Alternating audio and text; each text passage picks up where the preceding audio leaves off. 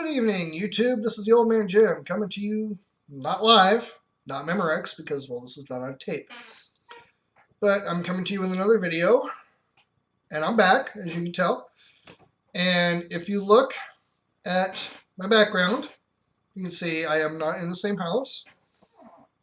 You might not have known, but I did move. It's a new house, and it's the only room in the upstairs, which is really weird. It has one room upstairs, a bedroom. It's a master, but downstairs is also a master.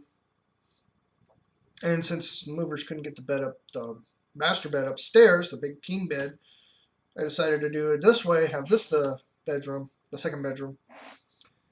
But as you can see here, my collectible stuff, which is some of it's not my collectibles. There's also a bag of chips because I'm too lazy to take them downstairs. I put them back in the kitchen. I'm the only one that eats those. They're a local brand that are actually really good, and you get a bang for the buck. You know, like $4, $4.50 for the bag, and it's like 3 times the size of something from Tostitos and Mission, and they're not anywhere near as salty. And plus, well, it's a local business. I like to support local. But anyway, I got a new app going on called GoPuff. It's very similar to Instacart, except for the fact that you are not where Instacart, you are going into the store, getting the items that the customer wanted, waiting in line, paying for them with a card that Instacart provides, then making the delivery. And with GoPuff, you are waiting at a warehouse, a central warehouse that's on your side of town, hopefully.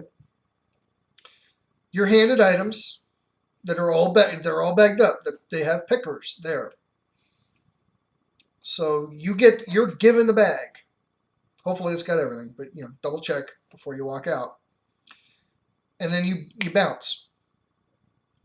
The nice thing about them, the real big upside, it's a big draw for me, and I haven't done it yet, but I have shifts on Tuesday and Saturday. I'll explain that in a second.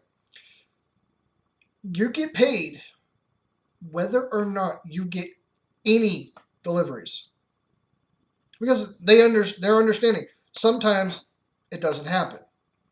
You may have an hour, nobody orders anything, and it does happen. Or maybe a couple people order something, but another driver gets it, and you don't. You get paid to basically sit on your butt if nobody orders anything. $9.75 guaranteed. For sitting on your duff, that's not bad. And if you only get enough, like if you only get 2 orders, that's still below the $9.75. They will bump you to that $9.75. If you get 3 orders, well, you made it. You're good. You're only at $11.25, I think, if my math is correct. And the nice thing about them, with Uber Eats, we'll tell drivers, do not ever take 2 orders from the same restaurant. Why? Because you get paid the normal rate from the restaurant to the first house. Now, from the first house to the second house, you only get the prorated difference. I had it where my prorated difference was like less than $2. I was like, I learned fast. Never do that. That was the only time I ever did that. On GrubHub, I'll take 2 orders at the same time from different restaurants. You can do that with GrubHub. You can actually pick up, because you still get offers come in. On Uber Eats, you don't. Once you're locked into a delivery, that's it. You don't see any other offers until you're like almost there. With GoPuff, you stage at the warehouse. I almost said restaurant. I was thinking about GrubHub. But you stage at the warehouse, they hand you orders, and you can get 2, 3 orders at the same time. The nice thing is, it's a flat fee that you get for each one. $3.75 per order. And it's $3.75 per order if you have 1. 2 orders, you're getting $3.75 for each order. 3 orders, you get $3.75 for all 3 of them. So let's say you have 4 orders. That one trip netted you $15 plus tips, of course. Now, all of these places state tips are yours to keep. Problem is, saying that doesn't really mean jack. By federal law, tips are your property. If you are given a tip, it is yours to keep. Even if a restaurant says, oh, we have a tip sharing policy. That's not legal, guys. Check with the Department of Labor if it's happening in your area, and make sure you have that documentation showing, hey, this is not right. Tips given to me are my property. And it states flat out, tips are the property of the tipped employee. Management cannot get tips. But, you know, if people tip, and I'm the type of guy, like, I got the first time I ordered from GoPuff, I ordered some beer because, well, I was out. I had 3 beers left. I'm just going to use this Coke can as a reference. This is just a Coke Zero. It's not beer. But I was working on my motorcycle. I had finished a couple beers, and I looked in the fridge and realized, whoops, those are my last ones. I forgot to go to the store. Well, obviously I've been drinking, so I am not going to drive. And it was way too far. It would have taken me like an hour to walk. You know, it would have taken me a long time to get to Walgreens or 7-Eleven. Now, I mean, I'm like, I could probably get there in like 5 minutes. It's literally come out the street, you know, walk out of the house, go out to the main street, which is like 1 minute walk, minute and a half, turn left, and the major intersection is like right there. It's not a huge intersection, but there are more major streets than the one I live on, obviously. You know, even if I don't buy anything, I could probably be there and back in 15 minutes. So if I run out of beer right now, you know, I can walk my happy butt over to 7-Eleven and get a 3-pack of Tall Boys and be good to go. Or a 6-pack, or I'm not getting a 12-pack. Those are a little too heavy to carry that far. But, and that's one thing. But when I ordered from them the first time, I got a $10 off thing.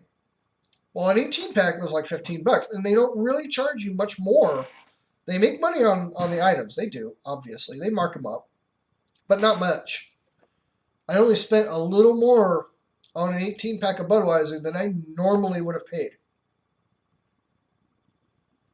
I got that and a snack because I had the munchies for something. I had dinner, but it wasn't enough. So sometimes you eat dinner, it's not enough, even though it fills you up.